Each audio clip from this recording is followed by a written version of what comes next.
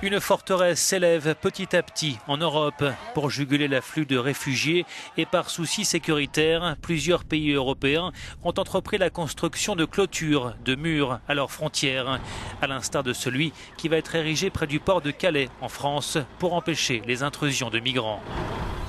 Cette Europe forteresse a commencé à prendre forme en Hongrie. Durant l'été 2015, le gouvernement de Viktor Orban décide d'ériger une clôture barbelée longue de 175 km à sa frontière avec la Serbie. Une clôture similaire sera érigée ensuite à la frontière avec la Croatie. Depuis, d'autres pays européens ont adopté des mesures identiques, l'Autriche, la Slovénie ou encore la Norvège. L'Autriche a dit stop après avoir enregistré en 2015 quelques 90 000 demandes d'asile, soit plus de 1% de sa population. Dépassée par cette crise migratoire, Vienne a entamé au printemps dernier la construction d'un mur au col du Brenner à sa frontière avec l'Italie, faisant fi des critiques.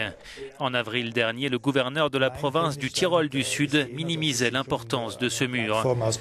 Autant que je sache, dit-il, ce qui est construit, c'est une plateforme en béton pour que les personnels qui effectuent les contrôles aient un toit au-dessus de leur tête.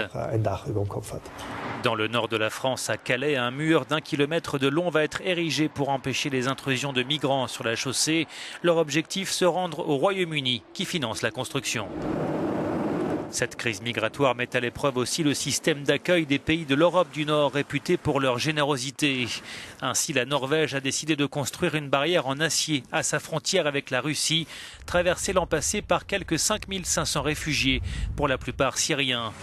Beaucoup d'entre eux ont traversé cette frontière à vélo. Hello. Hello. Hello.